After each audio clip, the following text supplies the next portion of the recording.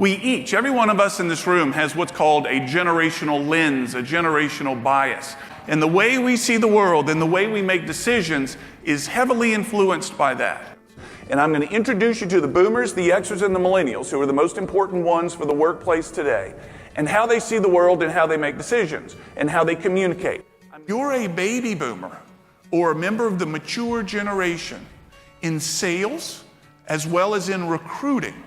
What you typically want to draw on, that you cite as strengths of your organization, is the organization's background.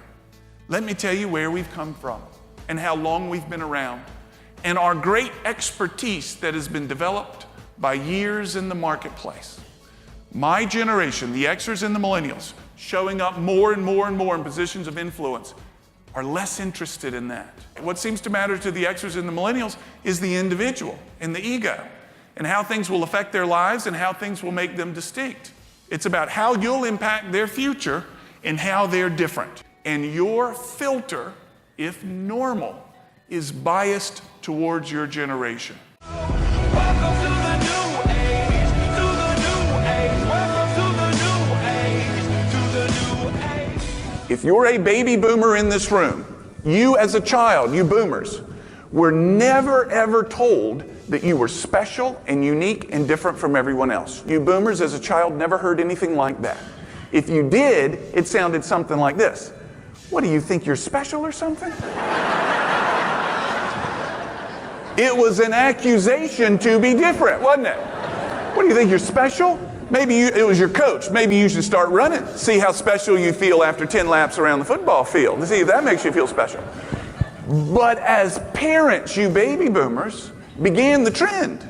And you began looking at children and saying to them, you're special, you're unique, you're different, you have talents. It all begins with this guy named Dr. Spock. Anybody know who I'm talking about? Dr. Spock. And focusing on the self-esteem and focusing on the ego. And the boomers began it. You're special and unique, and it continues on. It hasn't stopped. I am the father of 4, as I've said, and I look at my children and I say the same thing. It's a parenting trend. I look at my kids and I say the same thing. You're special, you're unique, you're different. I know the truth, and I say it anyway. So Harley, how do we keep the baby boomers from falling over on our bikes? We want them to feel like rebels. What do we need to do to keep them from falling over? We'll add a wheel. You're still rebels, baby boomers, but you're stable now, right? You got a 3-point stance, and it's perfect because it's called a trike, and you start on a trike and you finish on a trike. It's full circle. And that box on the back, it's a perfect size for an oxygen tank, and that's helpful for you, we know.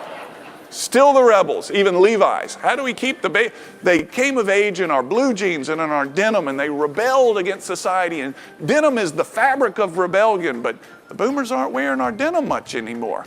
Hey boomers, what do we need to do to get you back in our denim? What's changed? And the boomers said, well, we've grown. Well, what do we need to do to get you back in our jeans? What's changed? She didn't answer. We told you, we've grown. We need some pleats and an elastic waistband, and we'll get back into your denim. Things have kind of changed around here. Don't look down, 'cause I'm on top of the world, eh? I'm on top of the world, eh? Waiting on this for a while now, paying my dues to the dirt. The Generation Xer consumer is what I call a stalker. Regardless if it's the end user, the consumer, or the customer, or anywhere along the way, they demand to be an educated consumer. They want to be taught. They will not believe you because you're an expert. Hey Cam, I'm an expert. This is what your building needs. Hang on now, expert. Is that what I need? Or are you trying to sell this because they'll send you down to Florida if you do? They just trust anything too promotional, too salesy, or too marketing-y. It seems like the Oriental rug business. Going out of business sale. Well, they've been going out of business for 25 years. At some point, they either need to do it or not do it.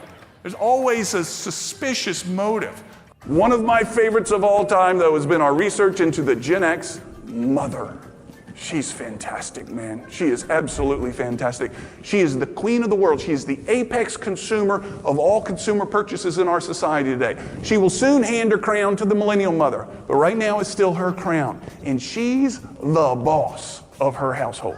She's the boss. She may not be the primary breadwinner. She might be. But she is more than likely the primary money allocator. And you will meet this woman. She will have a man with her making man noises. He is a decoy. He's a decoy. Ignore him. He will try to sound authoritative. He will try to sound like he knows what he's talking about. But as soon as they leave your presence, he will look at her and say, "So, honey, what'd you think?" And she will decide what happens at that moment there. Whatever it takes. Yeah, take me to the top. I'm ready for it. Our success will depend on how well we engage these generations on either side of us. Furthermore, the baby boomers are in cahoots with the pharmaceutical companies to stay alive infinitely, all right? They're going to be around. So, lots of content, these different generations. I want you to see your clients a little bit differently. I want you to be able to engage them. I want you to use some new tools on working with them. Understand their point of view and how you can best engage them. I have led you, what I feel like is led you to the water. And I hope you'll take a big drink of it and give it a try. We'll see you later on. Thank you all very much.